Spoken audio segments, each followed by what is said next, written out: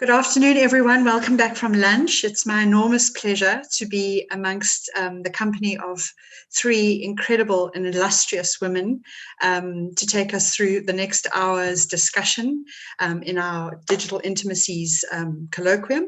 My name's Lliane, and it's my absolute pleasure to invite Hannah Ma, Lliane, Chen, and Nora, Amin to the session today.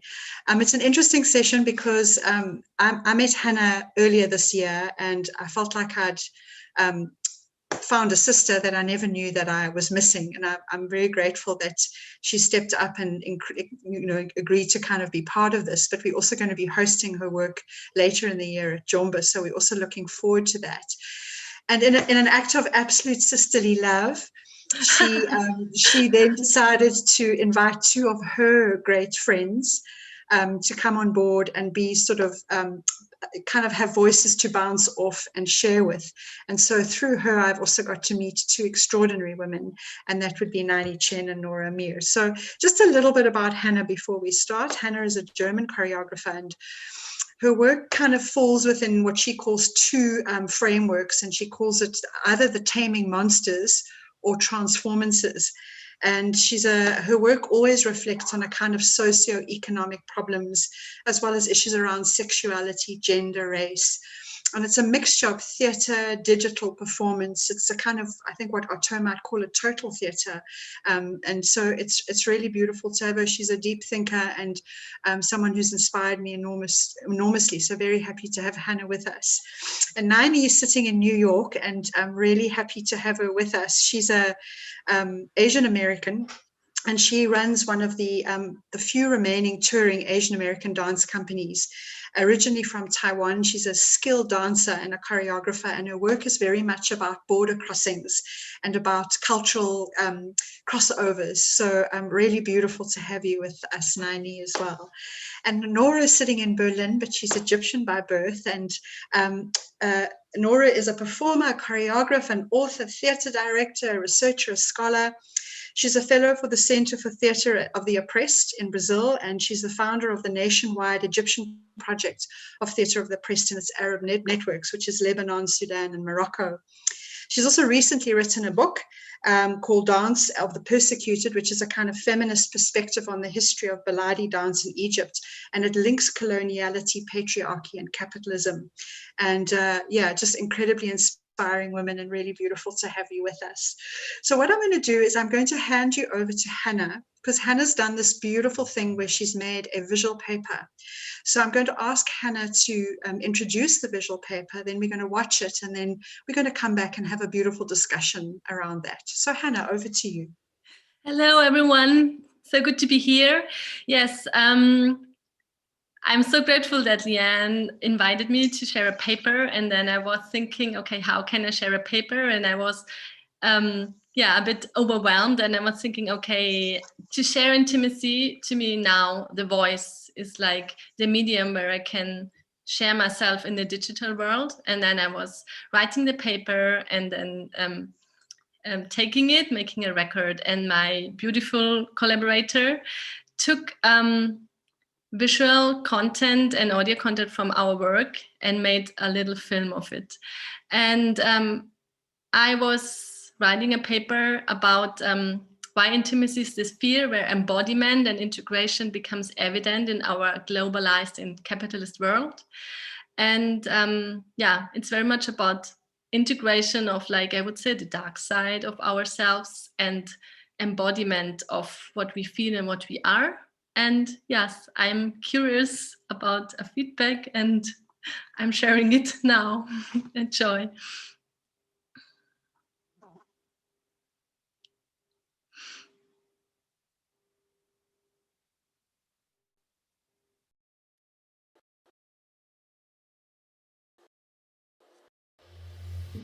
Why intimacy, embodiment and integration in a globalized capitalist world.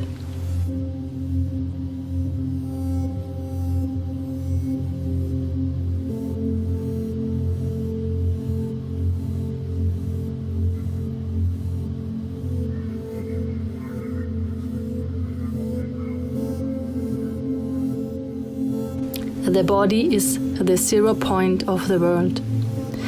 the place where paths and spaces cross.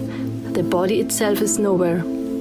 It is the tiny utopian core at the center of the world.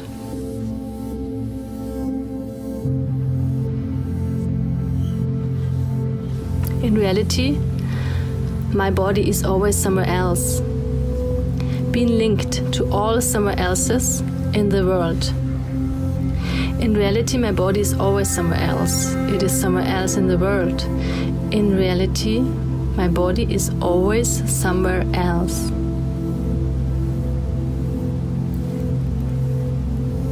My body is the 0 point of the world, the place where paths and spaces cross.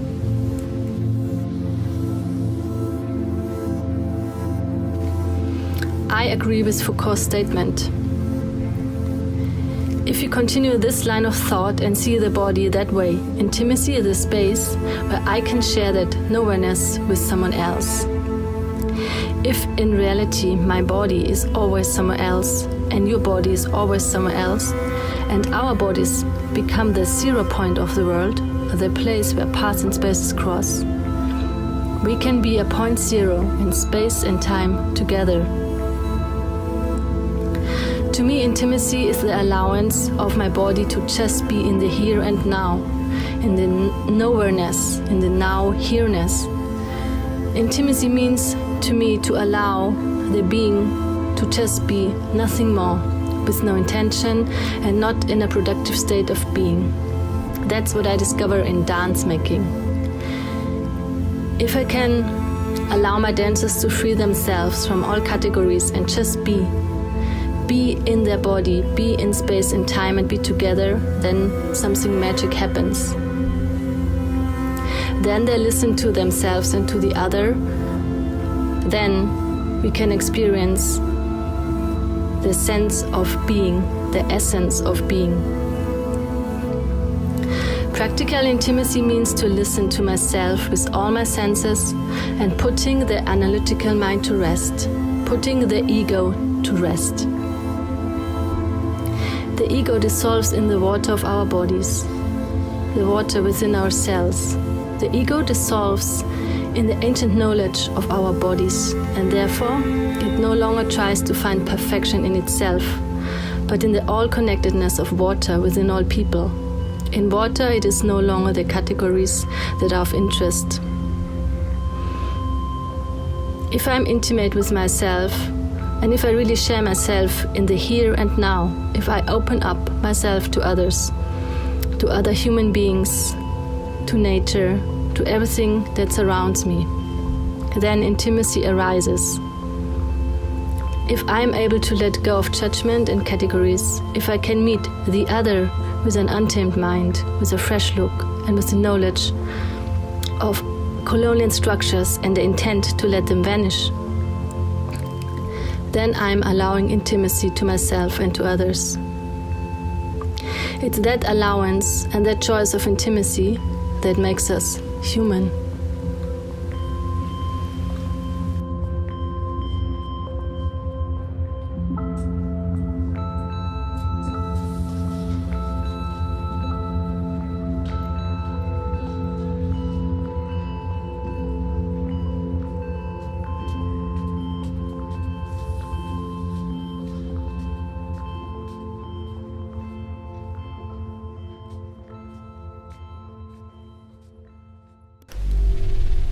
The philosopher Emmanuel Levinas formulated the not easy thought: the transcendence of the others, which constitutes his, her glory, includes in its concrete meaning his misery, his homelessness, and the right that belongs to him as a stranger. Levinas thinks of ethics and the individual in terms of his unavailability. A thinking that is already expressed in Martin Buber's philosophy, that the I only becomes the I through the you. Levinas reinforces this thought that one's own thinking, speaking, and existence is only possible through the other, and that he does not recognize the other as strong and powerful, but as weak, displaced and alien by nature. So coming back to Foucault, The choice to allow intimacy can create to become an utopian core at the center of the world, a place of silence. Through choosing to define my me through the you, our egos dissolve in the water of our bodies. Our egos dissolve in the ancient collective knowledge of our bodies, and therefore, it no longer tries to find perfection in itself. The reality humankind has created by so far has lost that interconnectedness, since there's no space for intimacy in its rational and globalized capitalist world. That's why we need a new concept of intimacy related to the body state of rest and unproductivity. Intimacy is something we can only share when we return to a state of rest and remember what is essential to life and place value on our inner self. The non-reproducible, magical soul, the aura, the prehistoric part in every individual. Obviously, this is not a productive state of being when you look at it through the lens of globalization and a capitalist society, since it means that we free ourselves from a system of productivity and exploitation. That is why intimacy becomes something so fragile. When we are true to ourselves, no dollars are produced. That means whenever there's an intimate moment that might not serve the globalized production system, it vanishes into thin air. Which is exactly why the construct of intimacy is so important and why we have to be very careful and to look out for when politics are intervening and controlling the zones and spaces where intimacy is possible.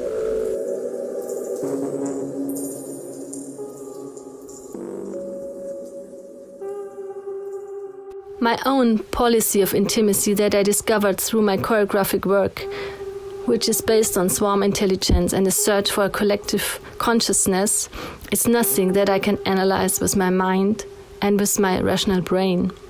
Intimacy is a feeling down in my guts. It's my cell's intelligence. It's cell memory and a connection with a dancer's body made by many bodies.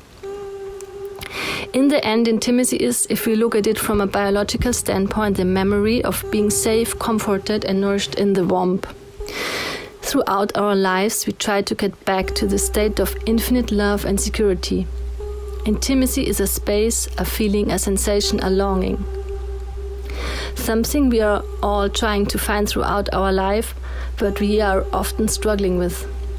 We don't know how to define our intimacy, and neither do we know where our intimate spaces take place.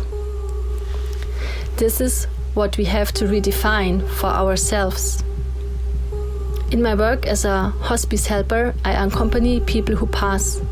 I see a very strong connection between people leaving this world and newborn babies. It is what they are, how they are, their state of being. They are, but without any consciousness of being. They overtake the here and now without even knowing that there is a construct of a here and now. The whole experience is very direct and strong. It is existential. You can feel the body's intelligence and mind.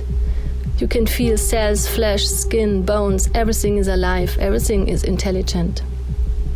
This is the space where I see and I experience and I feel intimacy. Whenever a child is born or a person passes, we pass the state of being here and being vulnerable, being dependent on the other, the you, being transparent in a way to the other side and being void of identity.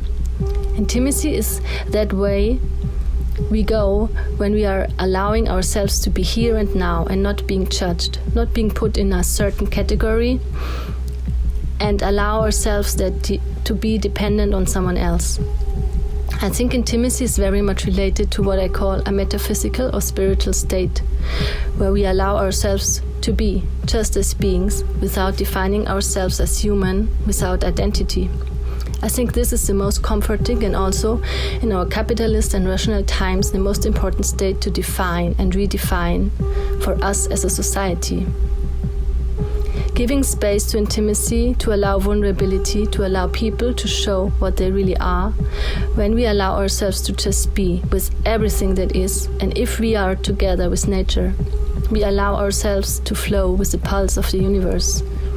We allow ourselves to feel and become the earth's rhythm.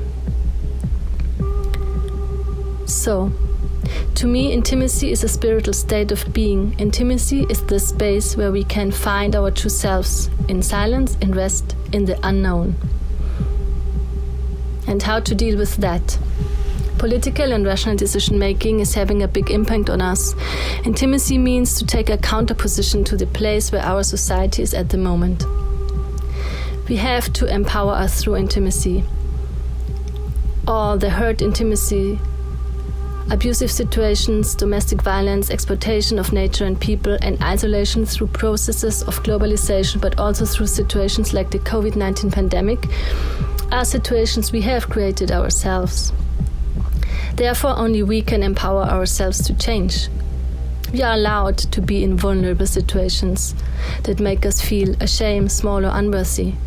Feeling that is also part of being intimate with myself. It is normal in a way of allowing the body to be what it is. We have to remember our own dignity and the power of transformation, and therefore we have to change our constructs of togetherness. Humankind is able to become a swarm again and to reconnect with swarm intelligence, to discover a collective consciousness. This is what I've done in my choreographic work. If we become a swarm again, we can overcome isolation and egoism through developing this collective consciousness. I believe that man, womankind can heal and overcome colonial structures through reconnecting in an intimate way. I believe that we can heal and surrender by allowing ourselves to be and reconnect with the other in an intimate way. Because I only exist because you exist, and we only exist if we reconnect, and if we connect, and if we find the intimacy between ourselves.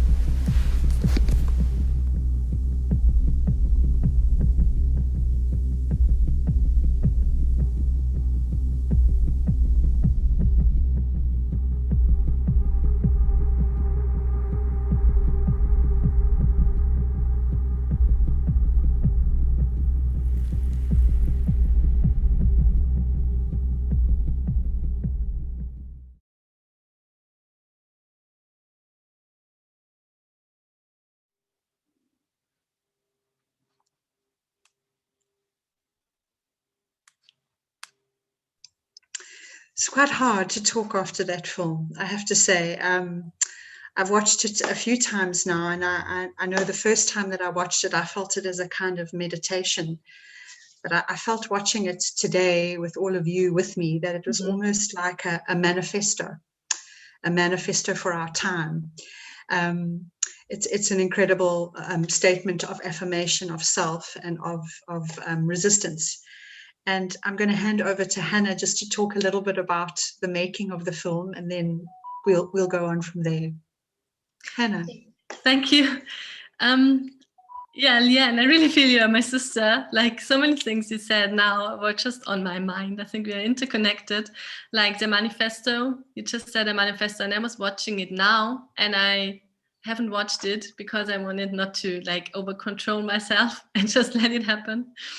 And I feel it's very much a manifesto that I made for myself, because everything that I've shared, actually, I have to do it myself, to rest and to stop like forcing myself to be productive, because this is what happened in this pandemic situation too. Like, I feel like I have to be productive somehow, but I know that I just have to rest and feel myself and feel all that feelings that come, like about, I want to force myself to be productive in a way, and that is not creative. Creativity is a flow, and it comes natural, and it comes from being like, rich from inside.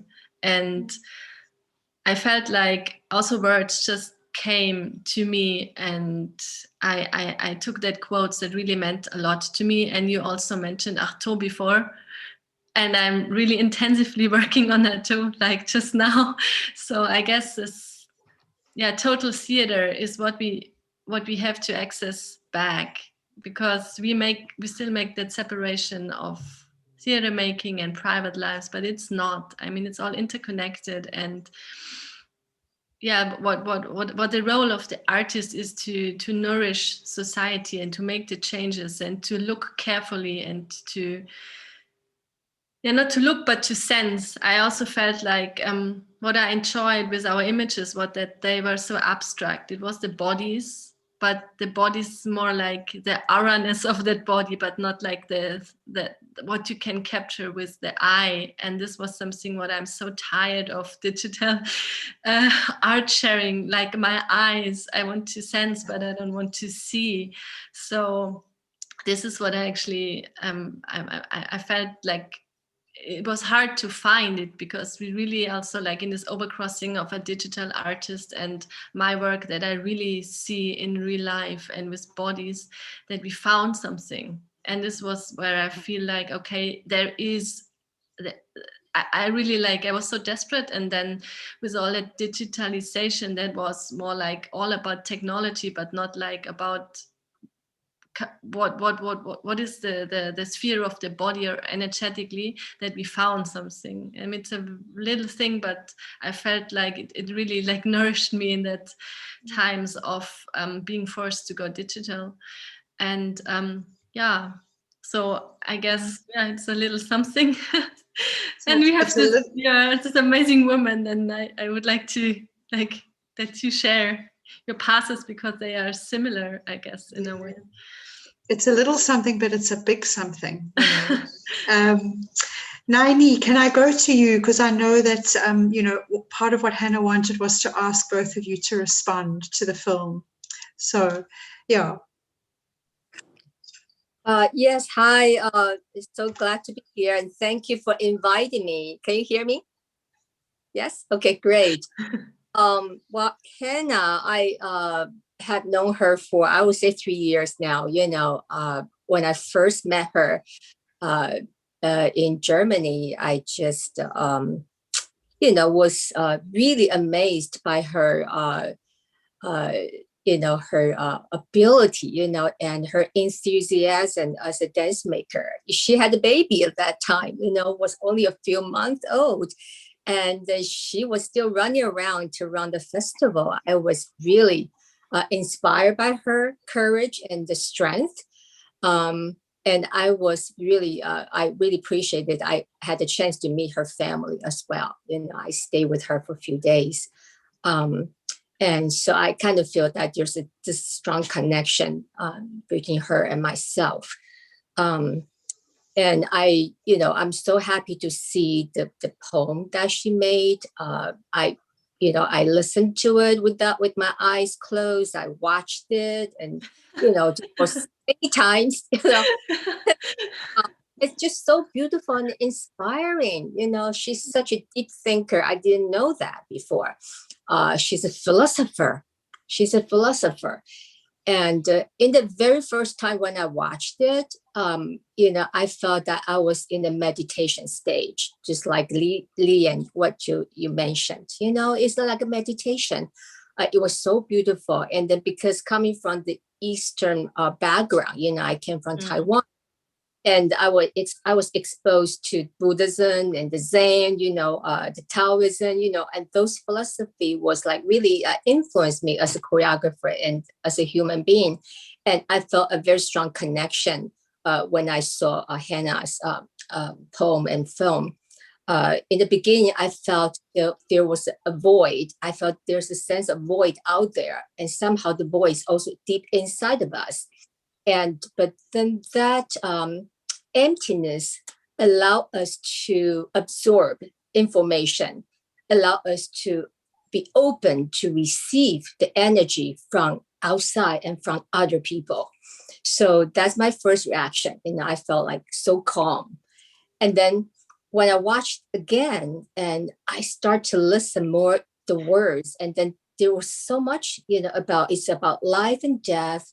It's about empowerment, and it's about how we face the situation right now.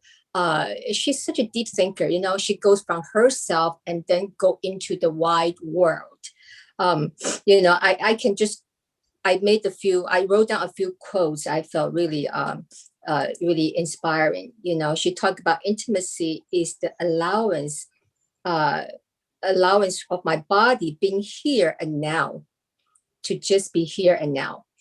You know, a lot of time, I think what makes us human beings is that we have that awareness and that conscious. Sometimes we're too busy. You know, we're too busy to create. Like what she said, we're so self-conscious, we're so judgmental, and we need to produce, and we have no time to think, and then just be silent and be still. And then I think this pandemic probably made all of us, you know, give us time and chance to have introspection, and we could just be still, and then to put us outside of ourselves and to look in, and then reconnect with ourselves. I think she made it very clear that, you know, intimacy is first step is to allow us to do that. You know, and then she talked about intimacy is to allow the being to just be being and nothing more. Yeah, so that's the same thing. I think that's sort of like the introspection, the experience, you know, and I really connect with it, and I really agree with her. And then she talked about intimacy is to listen to myself and all the senses, and putting the analytical mind to rest, and putting the ego to rest.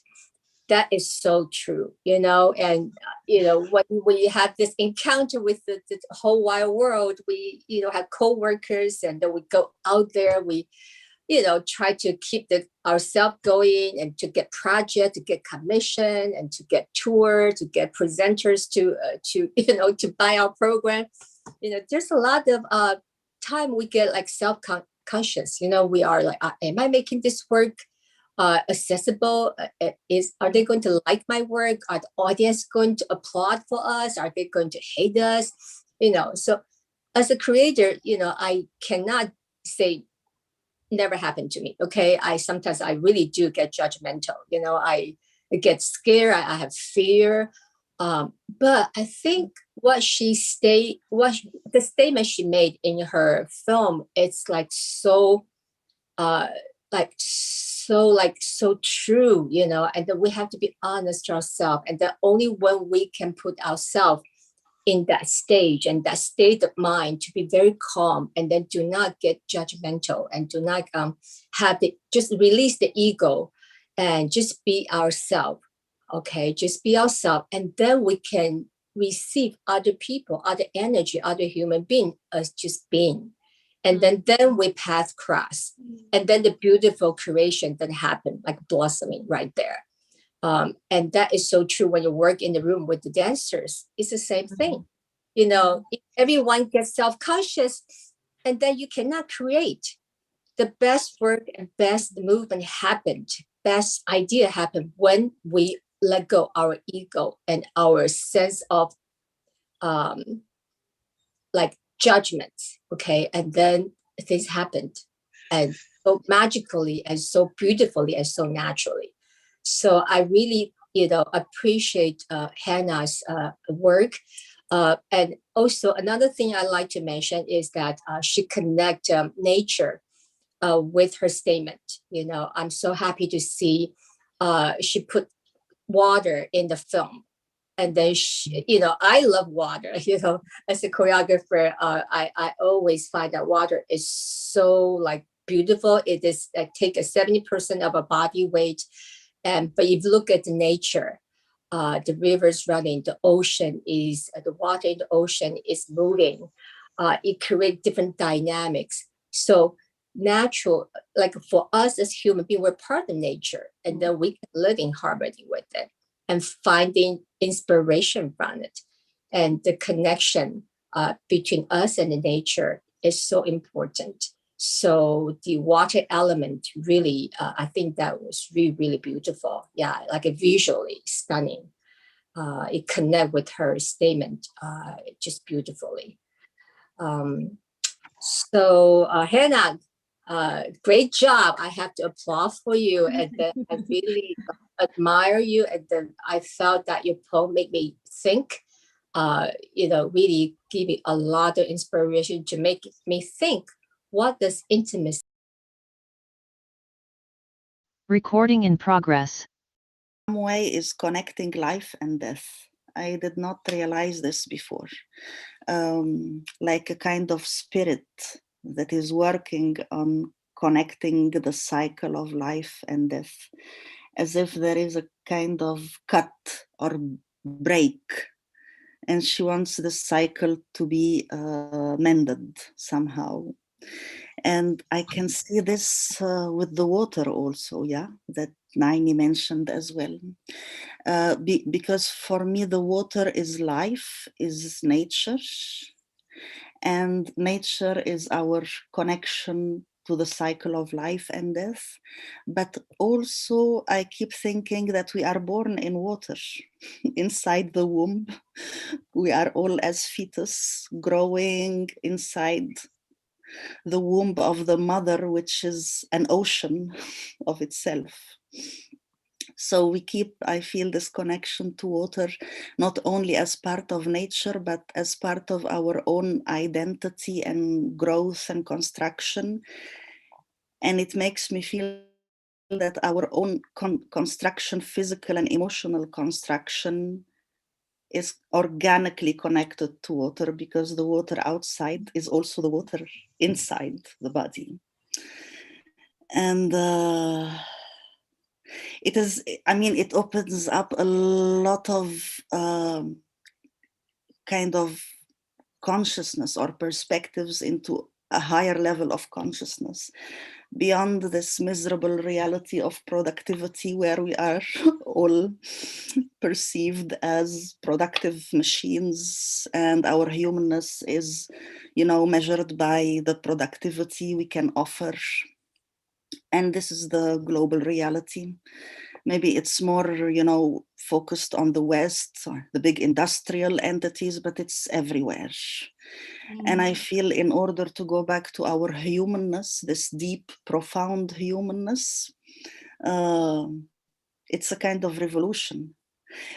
Maybe the corona was one trigger for such a revolution, to go back to this level of being, this real deep and profound level, which is the only level to really connect with the rest of the humanness and with nature. Because we don't really connect when we are machines of productivity. The machines of productivity are created systematically to be isolated and objectified. Because if they connect, they revolt, and they are no longer machines. So I understand the power and the strength of our connections and our humanness, and how much it's a threat to interests, economics, you know, dictatorships. When I kept repeating the word intimacy, it's a lovely word, and I worked with it a lot. But also watching this film, poetry, performance, I feel it's, if intimacy becomes like a public performative act, it's no longer intimate. It's not about intimacy anymore. And then I realized, no, it's about how to make intimate a performance, how to intimicize a performance. And I feel this is also like, yeah, it's meditation, it's hypnotic, but it's also revolutionary against a culture of performance on every level, whether digital or physical, that is also based on competition and a very strict technique, canons, institutional references. So to decide to go there, I feel it's really brave. And to decide to use the voice also, and a text from a dancer and choreographer, this is also very strong. I don't want to talk too much, but I want just to add that I experience this as a healing practice. And I believe that maybe if we keep experiencing such performative acts that are also based in ritual and in spirituality, we can reach a new future for performance. And this new future is actually the past. And it's not, the stigmatized future, because it is so much before all those categories and authorities and hegemonies. So we just go back to performance and dance as a ritual of healing. Mm-hmm. And I feel if this can be the future, it will be such a blessing for everybody. And we needed so much to go in that direction. Thank you, Hannah. Thank you, Nora. Hannah, I can see you bursting to respond, so I'm going to hand it to you. Yes, thank you, Lliane and Nora. I've met Lliane, actually I've met Andy, her producer, in like New York when I went there with like Dachverband, the German dance board, with like export funding. And then Nora, I read her book and I was so excited that I was like following her on the road to a reading. So I'm so grateful also like to be here with the two of you and Lliane, which I feel like totally like flocking in our swarm intelligence. But like I felt this deepness and the authenticity of the work, which is something that shines through by the end, and which is so important that we like really go back to that, because it's somehow ancient wisdom. And I feel like the digital culture we are in, like especially all the social media are like pushing us so much to like a direction where it becomes somehow so performative, often in an empty way.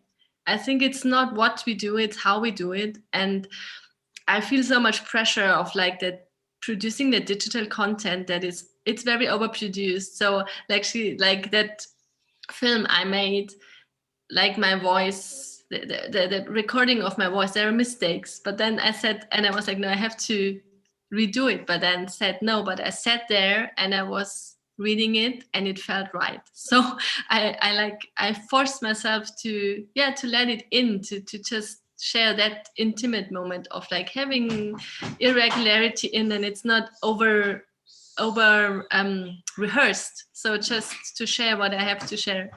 And and this is something that I find very strong with Lliane and Nora.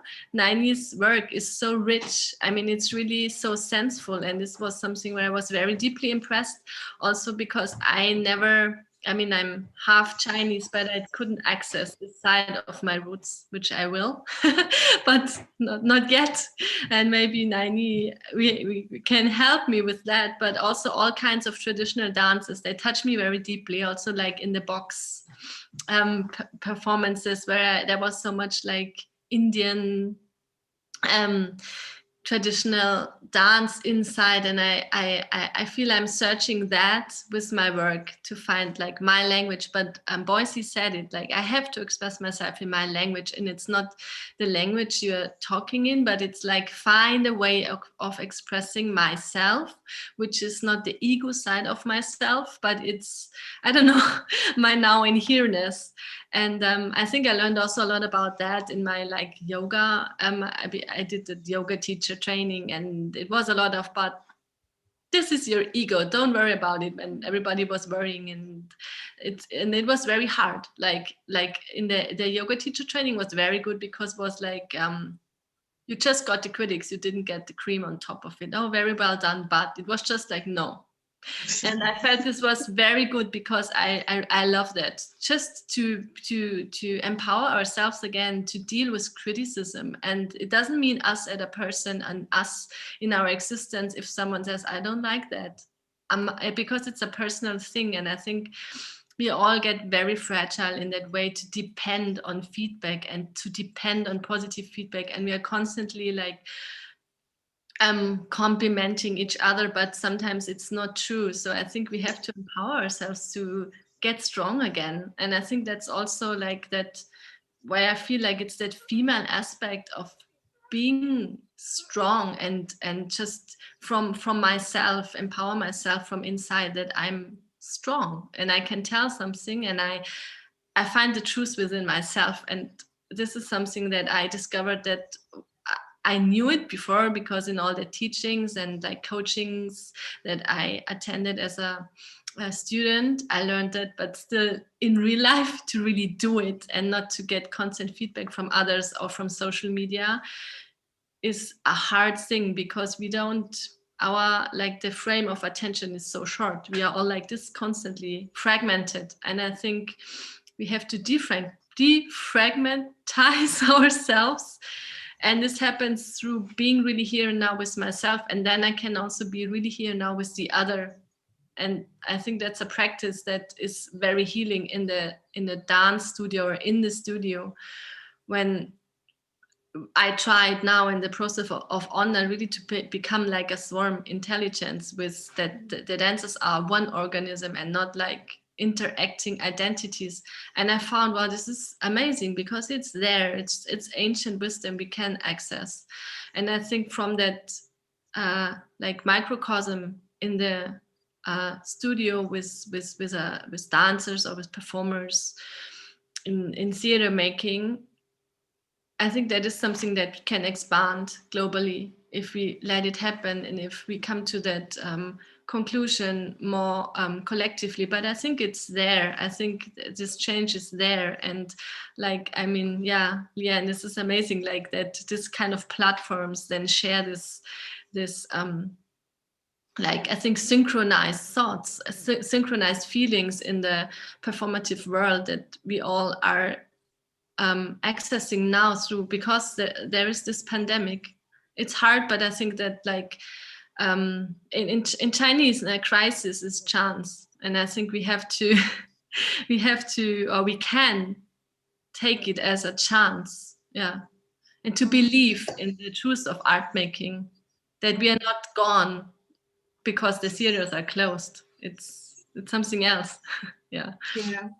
And I mean, I feel like you're echoing what Boise said yesterday in his keynote, that work is not, I mean, it's also kind of an anti-capitalist statement, that work is not something that is external to us. Work is an internal thing. Yeah. That to be productive doesn't mean that we've got to produce something in the out there world.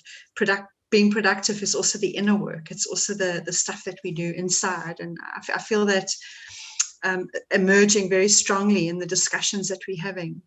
I'm interested also in what Nora raises around this return to tradition, and the idea of using ritual and ritual performance as a space of healing. And I'd like to ask Nora maybe to speak a little bit about that in terms of her own work, and then I'm going to ask Lliane to talk about that as well. So I'm heading it's because it's fascinating to me. So Nora. For me, I have a very complex relation to ritual because I had to do all the efforts of decolonization to retrieve my relation to ritual, which is something shamed because, we are all raised into this, Western stage-oriented kind of performance production.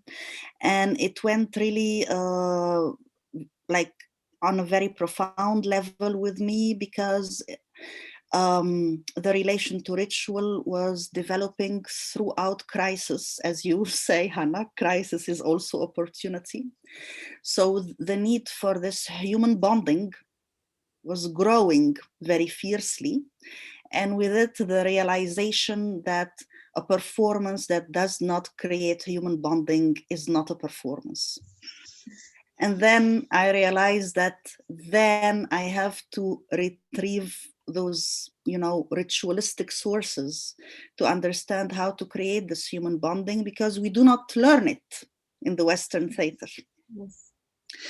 And then for me, it was really a moment of transformation, a turning point, to reposition myself as a performer and to reposition the spectator, what is our relation, who we are to each other, and to understand that if we are witnessing something, experiencing it together, it is a collective encounter and experience.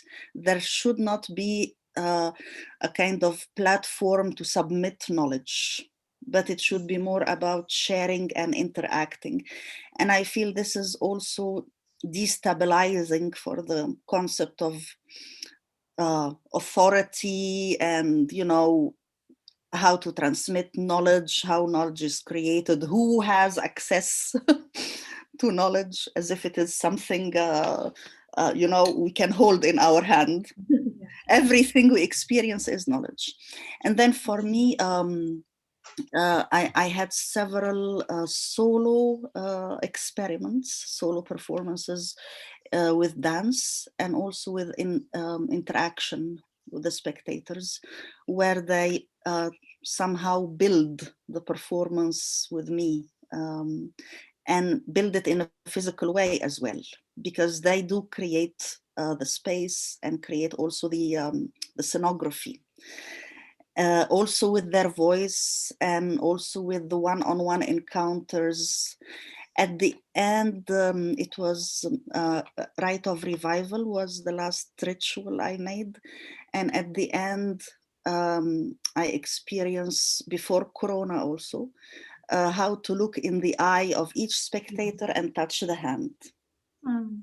And I can assure you, like, it was maybe 200 spectators, and it was a real transmission of all kinds of knowledge, ancient, traditional, individual.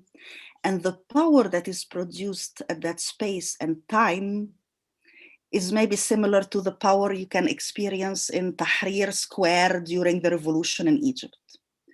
And this is a very threatening place for performance institutions who are based in authority.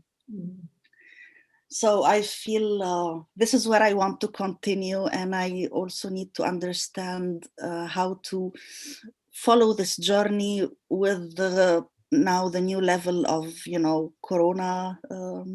I'm thinking outdoor is going to become a nice opportunity, but it's also a lot of effort to convince. To convince people, spectators, to interact, because it feels sometimes like not safe place, because we are so disconnected from ourselves and our human peers that we are even afraid to have emotions while watching a performance. No? So, yeah, but I dream of continuing this journey, and I hope we can intersect, all of us. I mean, I'm so interested in what you say, Nora, because I always think about, you know, if I think about a writer like Ngugi wa Thiong'o and his decolonizing the mind, and I think about, you know, one of his calls was to return back to tradition and culture. And it's you know, the whole idea of the cultural bomb.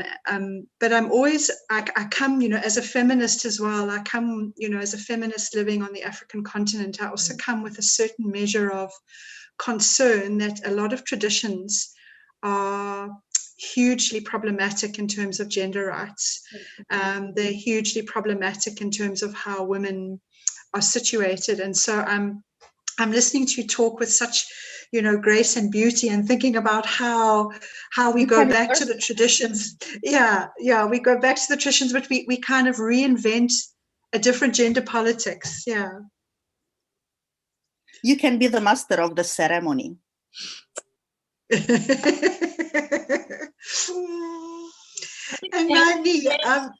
sorry, quickly, sex and gender. I guess that's because I think it's, because I come from Bavaria and there are very strong rituals, which I'm very impressed. Still, I'm very impressed from them, and they've been nourishing me a lot in my work, but they are all executed by men.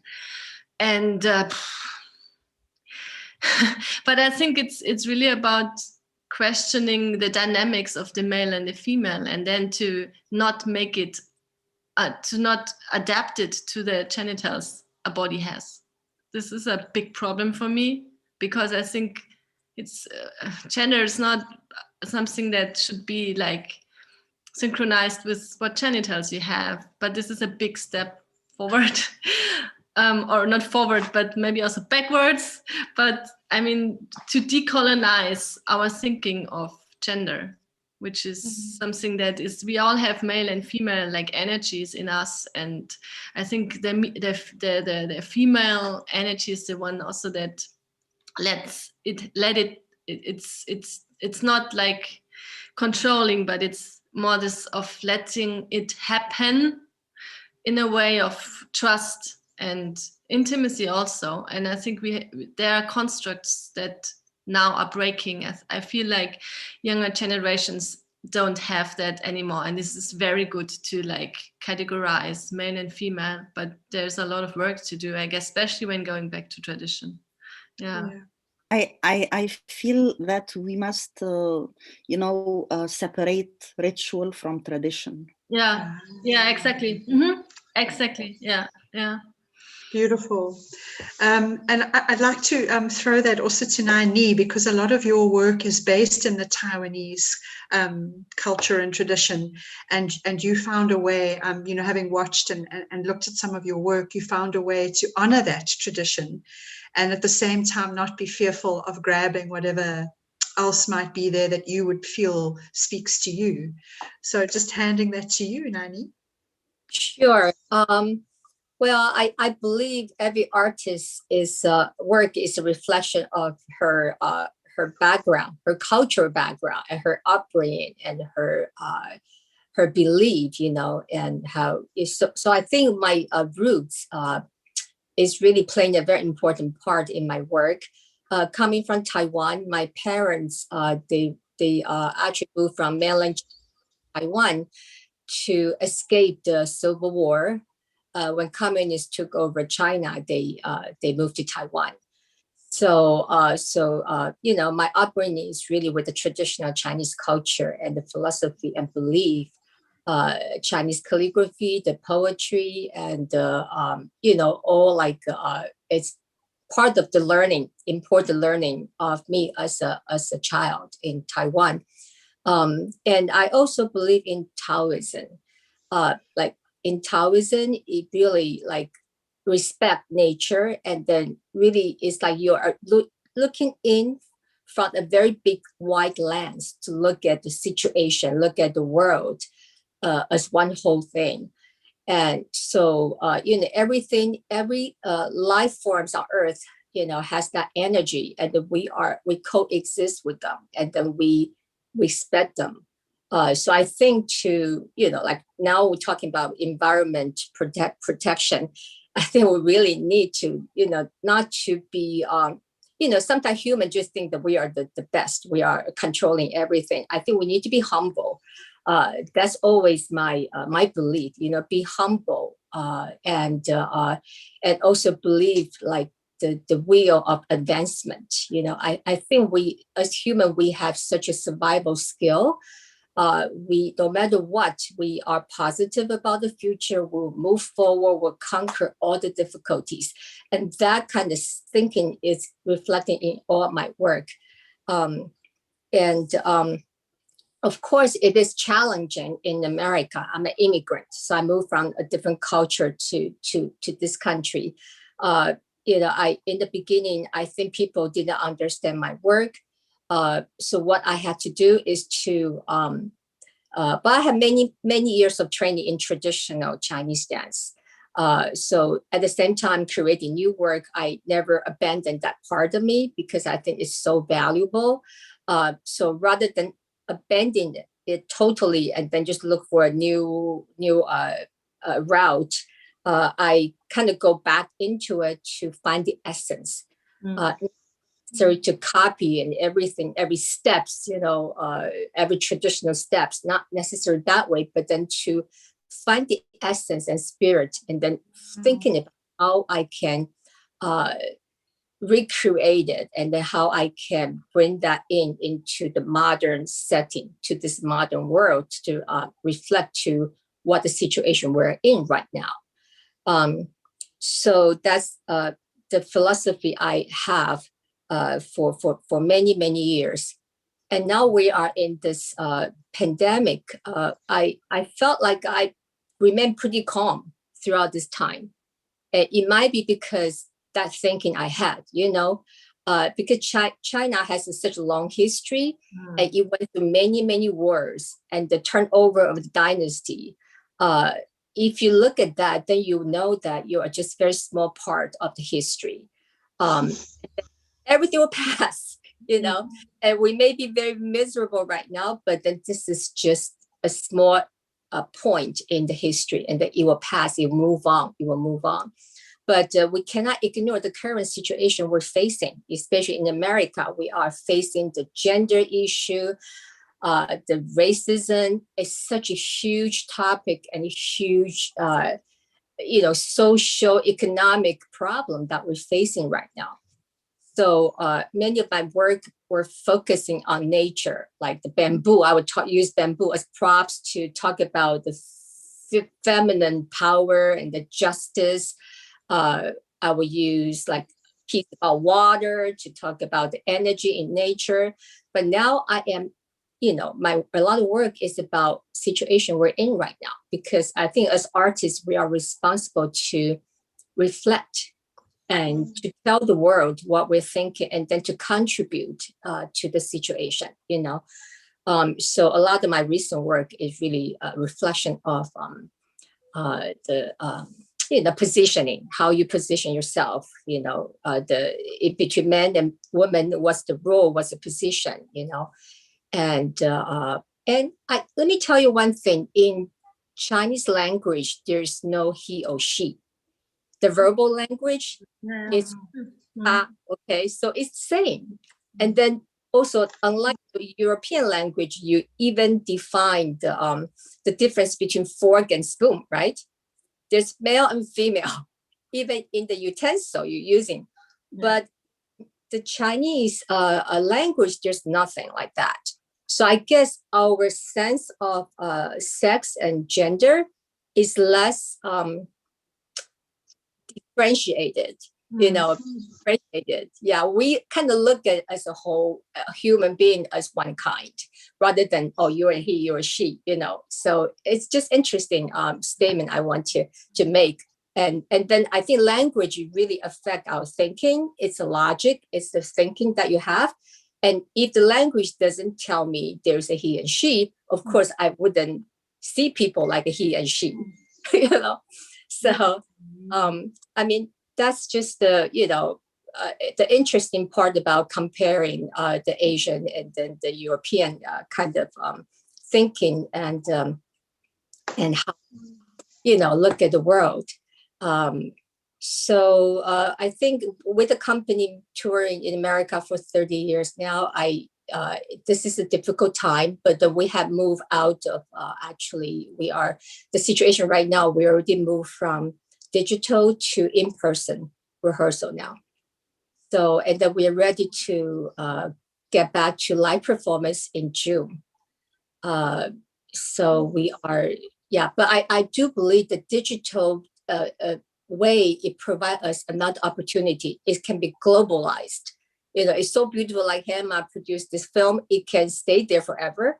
It can be viewed by million people across the world. So I think the digital medium is so important. It will coexist with the live performance. That's what I believe. Yeah. Thank you, Nani. I feel like I could sit and talk with you women for another 6 hours, but unfortunately we've come to the end of our hour. And it's for me just to, on behalf of Jomba and behalf of the Masihambisane Dialogues, just firstly to thank Hannah for the courage of her manifesto and for absolutely the beauty and selflessness of the gift, and to really thank Lliane and Nora for the enlightened conversation that has provoked me to think about things differently, and just for the most beautiful hour today. So I'd like to thank you all very much, and I hope very much we get to see you all soon. So thank you everyone. Thank you, Lliane. Thank you. Bye. Bye.